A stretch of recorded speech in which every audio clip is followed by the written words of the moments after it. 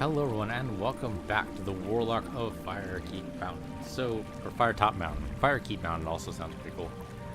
So, this is going to be the last one that I'm going to do for this game. Largely, this is it's a very linear game.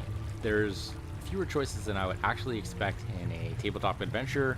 Obviously, there's a limitation to how much a AI GM can do versus, an actual flesh and blood GM.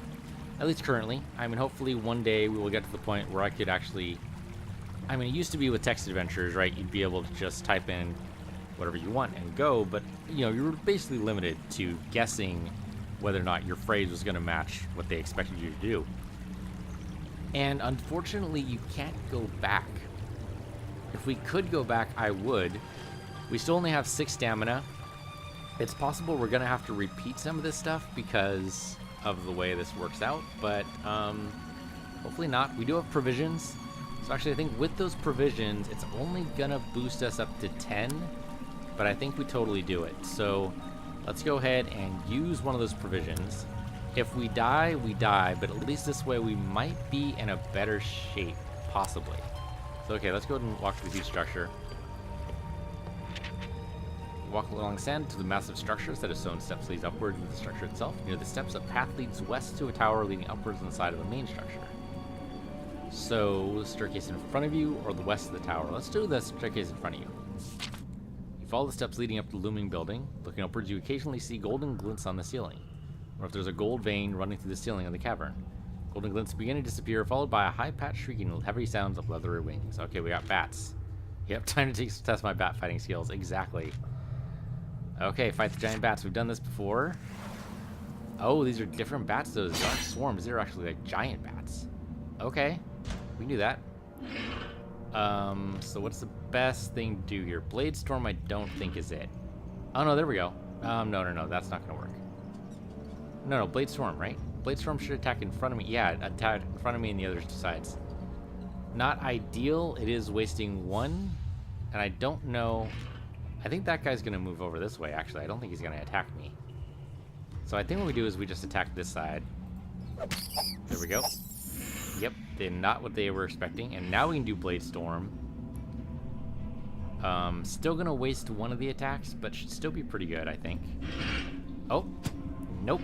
Totally wasted that attack entirely. That's unfortunate. I think I can go up here. Oh, no. Yeah, there we go. Twin Charge Strike. Don't know if it's going to work, but it could. Oh. Okay, it totally did. They weren't expecting that for sure. And this guy's really weak right now, so I'm going to go ahead and take him out. Oh, no, except I missed. Alright. I do like that in terms of missing, he just wasn't in the right spot. I do like that. Instead of a dice roll to see whether or not you hit, it's just whether or not the movement gets resolved. It's a nice way to do it. I like it. It's something you could only do in a computer game, though. You can never do that in a tabletop manner. Okay, Twin Charge Strike is not going to work. This guy is going to move over here. This guy is either going to move or attack there. This guy is either going to move or attack here. So I think what we do here is attack here. Okay, that did not work out well for me. Twin Charge Strike is still on cooldown. I think we go ahead and do that attack again. I think... Nope. Okay, totally the wrong move there. Blade Storm could work. I think we want to do like Blade Storm... Not there. How about here? No, I can't seem to get these two guys in the same fight for some reason. So, tell you what, we're going to move over to this side. It might be a bad idea, but... Okay, they didn't expect it, so that's something. Okay, so now Blade Storm's blocked, unfortunately, but Twin Charge Strike isn't. I think this works out. Oh, except we missed entirely. That's too bad.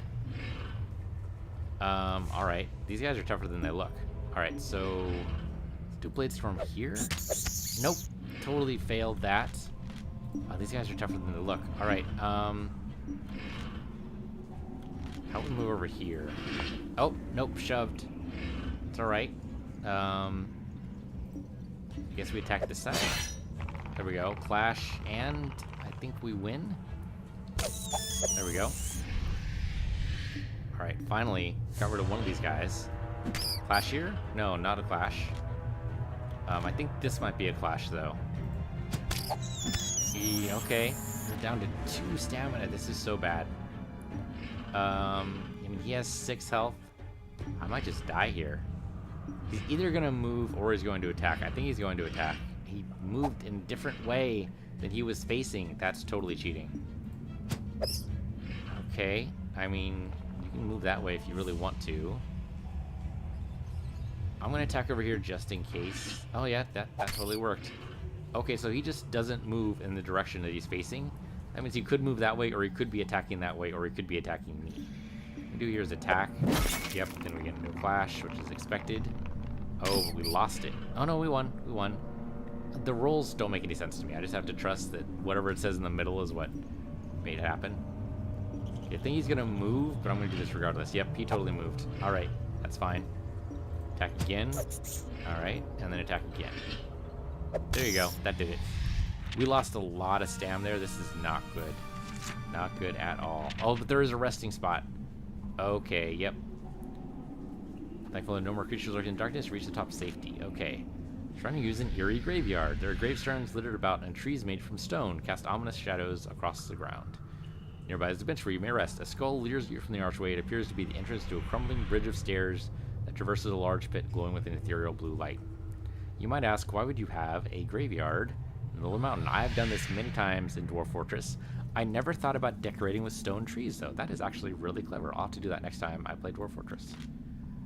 Feeling death and decay surrounds you. You sense the space is one of arcane, ancient evil. Well, obviously we're going to sit down on the bench, because we need to. Consume some provisions. It's our last of our provisions, though. But at least that boosts us up to 12, which is something. Alright.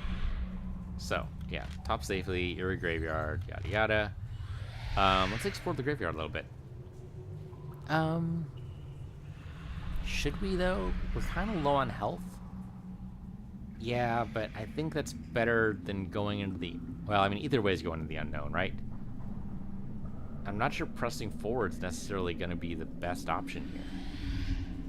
Let's explore the graveyard. Not around the graveyard. The gravestones behind the stone trees. Test your luck. See what we get here. Roll 7 or lower. Okay, that is just barely. Okay.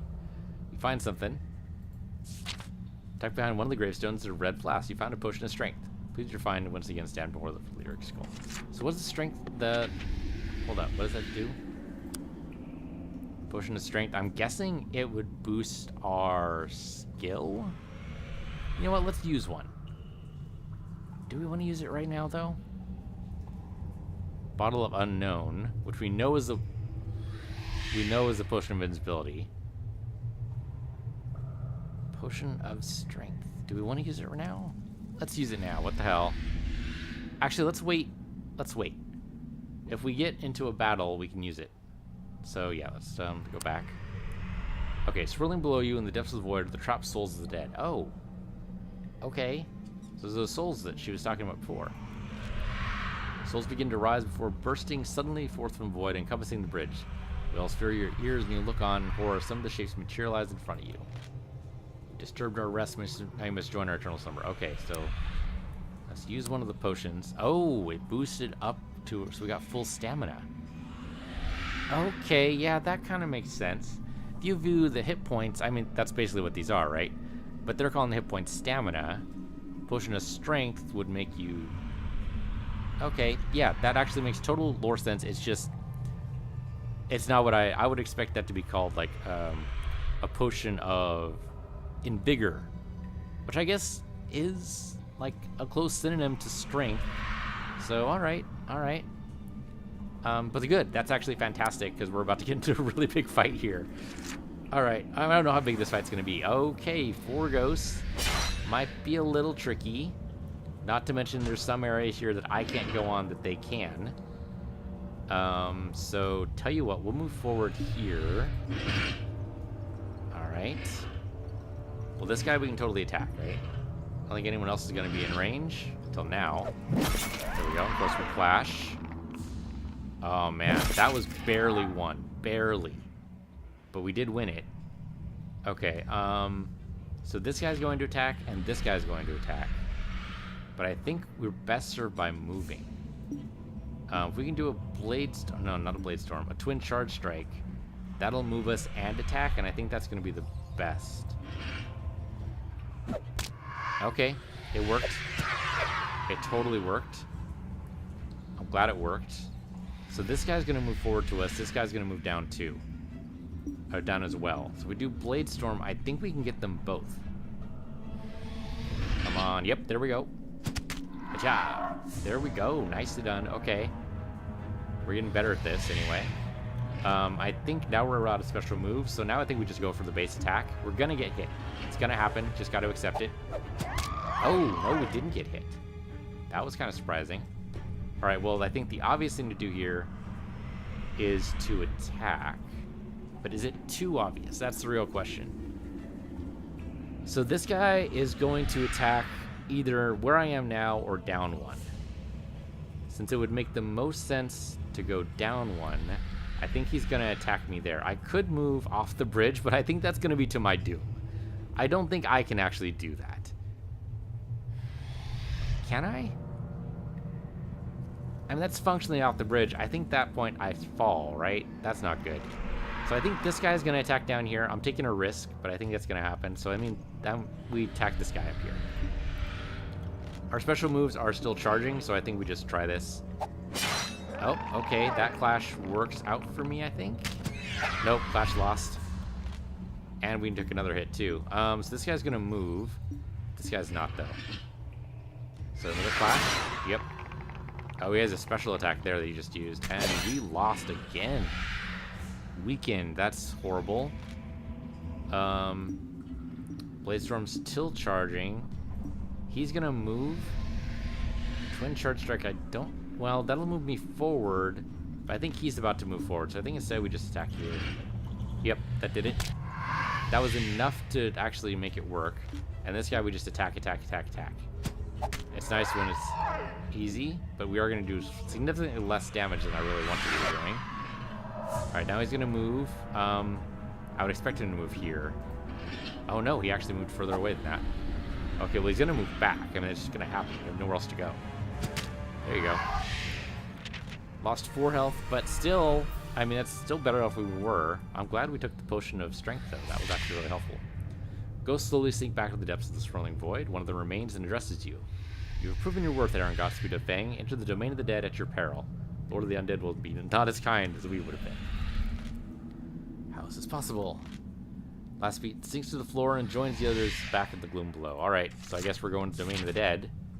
Tall carved archway looms ahead of you. To either side and above, rows of black windows face the gloom of the cavern. Out of the corner of your eye, see faces staring at you from the darkness, only disappear when you turn to face them. Bravely, you step through the imposing entrance and make your way inside. Okay, so this is a brand new area of the dungeon. You reach the end of the path. A strange stone pillar decorated with monstrous bones supports the room. A path leading to the left and right, and a wooden ladder to the left of the stone pillar leads upwards. So up, or left, or right.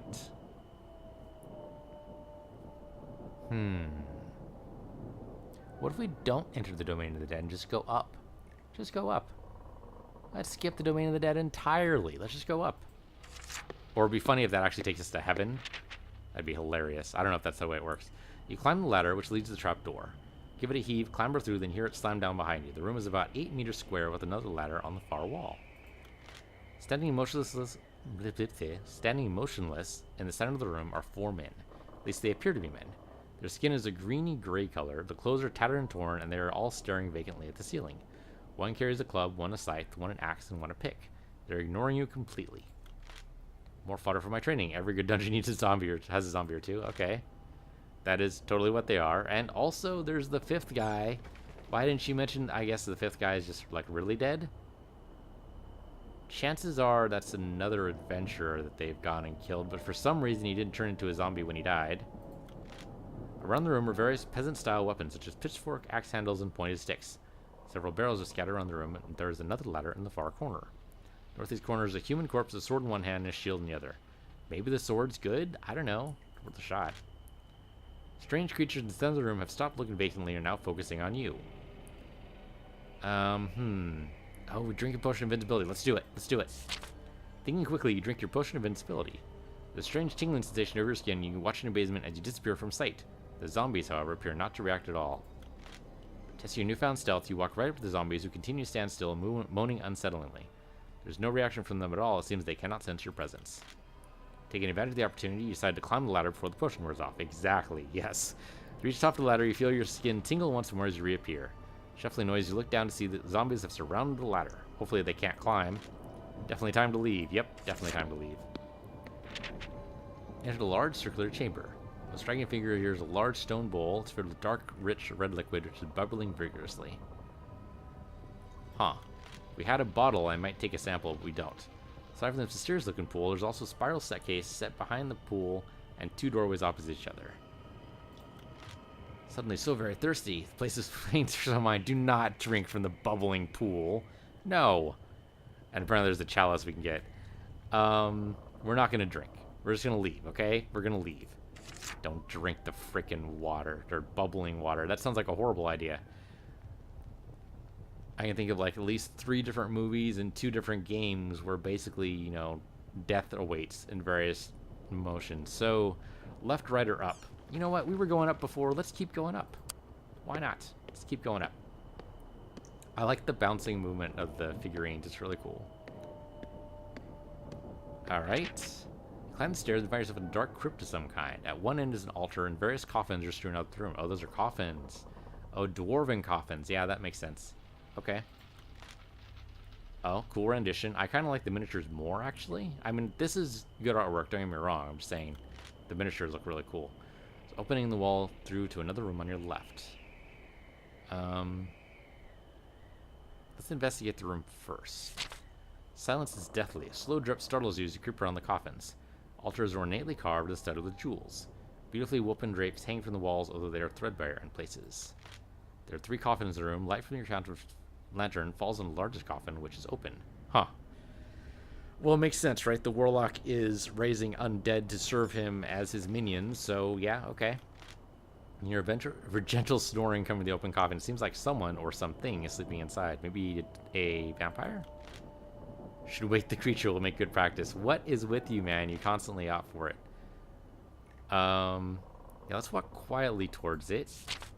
You prepare to creep towards the coffin and the source of snoring. As you approach, the ghostly figures rise from the ground and begin to drift around the room. Alright, now we test our luck. I think it has to be 6 or lower now. Since we actually hit... Nope, that's not going to work. Okay, you need to score 6 or lower. We'll score 10. Yep. Go see you and wake the creature. His expression changes from one of tranquility to one of abject hate. Mouth opens and a terrifying hiss comes from his throat. His teeth are wolf-like. This creature's a vampire and you must fight him. Hopefully alone and not... Nope, nope, nope. He has ghosts. Okay, well, that was bound to happen. Alright. Well, this is going to be tough. 4 at once is usually when we die. Not always, though. Alright, I don't know. I don't think twin charge attack is going to work here. I think what we do is we attack this guy here. Okay, well, that was the right move because we had a clash. And we won it. I think... Okay, so for some reason, the vampire didn't move. I want to call him Dracula. I mean, he's kind of a Dracula motion there. This guy's probably going to attack us. This guy, I don't know what he's going to do. He could move away now that he's been hit. Or he could attack us. Moving here seems really unlikely. Blade Storm might do it if he decides to move over in that direction, but I don't think he will. I think he's going to go over that way. So then we just attack instead. Oh, nope, I was wrong. He attacked. Okay, well, I mean, I didn't have an attack ready for that anyway, so I think that still worked out. So I tell you what, we can move... I mean, attacking there is not going to do me any good. I guess we can move there? I don't think they'll be expecting that. They were not. Oh, nope. Nope, he totally was, in a way. Let's go and attack there. Oh, that's not going to work.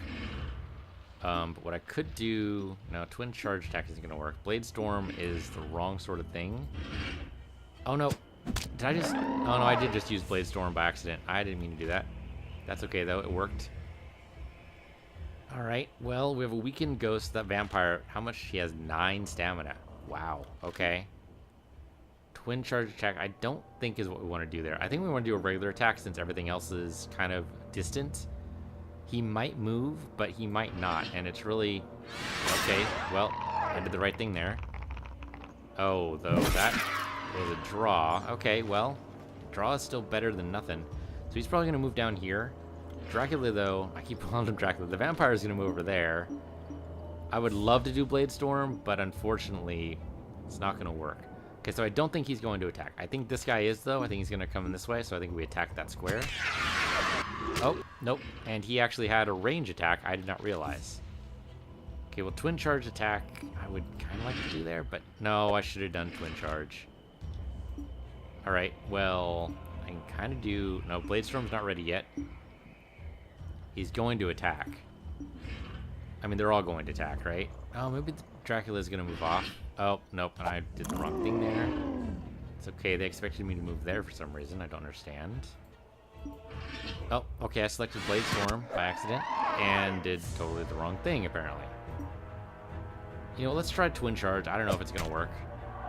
We at least took out one of these guys? Yeah, there we go. Now we're immobilized. We're so dead. We are so dead. I mean, he's probably going to... No, I was going to say he's probably going to attack us, but he didn't. He moved. I think we're doomed. So what I'm going to try to do is move over this way. Try to... Okay. I forgot they had that attack, actually.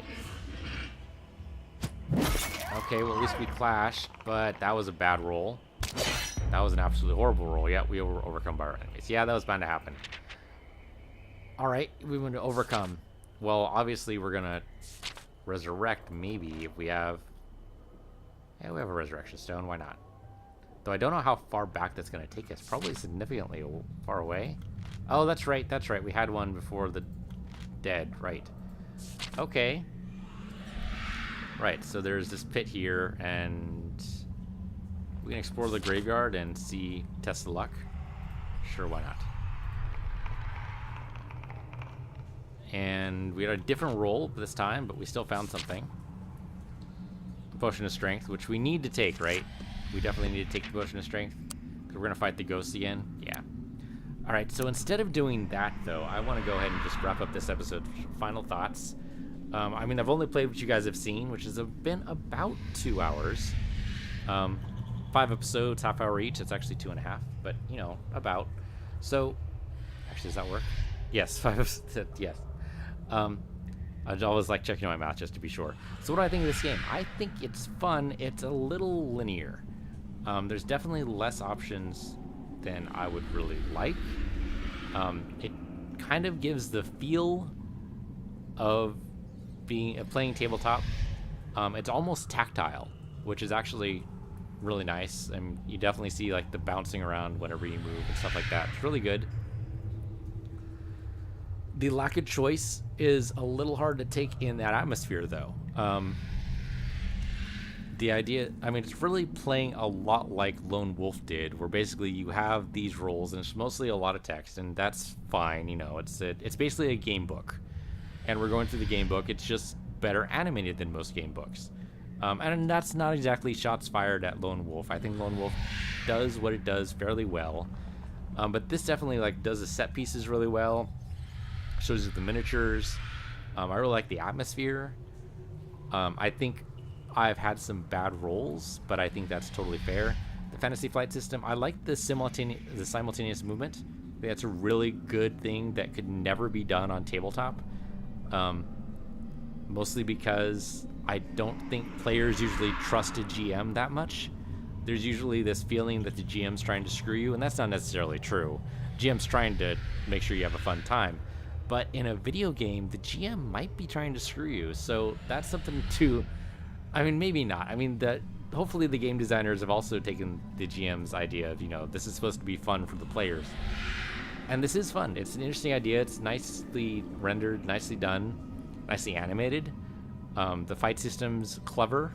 I'd like to see more of this. If Fantasy Flight wants to do more games, I think that'd be great. I think more choices would be good, though I understand how that could be difficult. I mean, essentially, if I had stabbed the orc guard at the very beginning on like the first episode, I don't think that would have been much different than this character fighting him in the third episode, or in the second episode. I forget when we started playing this guy. But yeah, so I'm not sure the choice would have actually mattered too much. because it would have come up with the same result regardless. I mean, either way, the guard was it was taken care of one way or another. Either he was dead, or he was tied up, or we were able to, I don't know, threaten him or something. I don't know, something like that. So, yeah, it's more the illusion of choice, I guess. Really, when you're a GM, what you're mostly thinking of is you usually don't go beyond more than 2 choices. You say, well, they're likely going to do either A or B, and you say, okay, well, if they do A, then I can do, you know, X, Y, Z. If they do B, I do, you know, I don't know, S, T, U. I'm trying to run out of letters in the alphabet that's easily rendered there. If you know what I mean. You try to limit your choices, because if you don't, it explodes too fast. And I totally understand that's basically where the game designers are here, is that you can't offer too many choices, but at least we did see some differences when we went in as a different character, and that's good. That actually adds some replayability. I look forward to actually playing this game with multiple characters, and I think I will continue playing this game. Though again, the lack of choice, it's funny because you do actually have a lot of choices here, but it also feels like you don't. And it's that weird middle ground right now that's making me say that it's kind of difficult for me to recommend the game. Obviously, if you like what you see and you want to see how this ends, you should pick it up. Definitely. I think it's worth the buy. If you can pick it up on sale, obviously go for that. But if you pick it up full price, I think it's actually worth the $15. I think it's $15 right now on Steam, US currency, of course. I think it's actually worth it. I think it could be a lot of fun, as long as you like the tabletop game. If you like what you've seen, you like the way the stat system works, I actually kind of like it. I like the idea of being able to roll your luck stat or lower. That really works. I think making sure that you hit every time you successfully engage an enemy, but it takes a lot of forethought and strategy to figure out, okay, well, they're likely going to move here, or they're likely going to attack me, or do I take the chance of moving even though they're likely to attack? You know, that's some good strategy. That's a good fighting system that works really well in this kind of turn-based format. I want to see more of it, rather than, you know, I take a turn, you take a turn, which usually can take a long time to resolve. I haven't fought any more than 4 enemies on the screen, but I think that's a good idea because we're a single adventure all alone. If we could eventually get a party, I think it would work really well as a party system. That'd be some really good strategy, I think. But yeah, if like XCOM had simultaneous movement rather than turn-based movement, I think that could have been, well, it would have been a lot different game, I think. So yeah, I love the combat system. I think it's great. I want to see more of it in more games. This game, though, yeah, pretty good. It's faithful. I feel like I'm giving it a harsh judgment. I'm really not. I am enjoying this game. I think it's good. I want to continue playing it. That's always a good sign when you're 2 hours in and you just want more. But I will not do a series on this one because I think that it would spoil the game too much. This, I think, gives you a taste, and that's totally sufficient. Because then it's up to you whether or not you want to finish it. Yeah, you'll do some of the things that I've done. Clearly, the beginning is going to be pretty much the same across the board. I have no idea how long the campaign is. I believe I heard somewhere around 10 hours, but I could be wrong about that. That might be 10 hours if you repeat with a different character, so it might actually be like 5 hours total, but I have no idea. I have no clue. Definitely look at other reviews if you're curious how long the campaign is. But being a $15 game, I'd be surprised if it was actually 10 hours. It might be a little less. It might be only 8 or even 6. Still, though, that's pretty good. 6 hours, and then maybe a little bit of replayability, and you never know, you might find yourself in a completely different area. Definitely in the first part, we found ourselves in like that first dwarven area with the orcs. It was pretty much static. The adventure begins there. But after that point, you get off into 2 separate areas, and after that point, I couldn't tell you. I mean, it's possible that we would have ended up in the same area regardless, but if we had actually made our luck roll in that first episode, we would have made it over the bridge, and then we might be in a very different spot. We might not necessarily be here. I have no idea, though. It could be that this is a very linear campaign, I could kind of picture that though. I mean, having all points go more or less to the same area is kind of what game books do. I mean, there's usually some variation, and especially a lot of, death. This takes a lot of inspiration from the Choose Your Own Adventure books, and I think that's fair. But if you like Choose Your Own Adventure, you like game books, you like tabletop gaming, I think this could be a very good, worthwhile purchase for you and worth your time to play. So anyway, that'll wrap it up for this episode. Thank you guys for watching. This has been Warlock on Firetop Mountain. I'm Peace of the Universe, you're Peace of the Universe too, and I'll see you guys next time.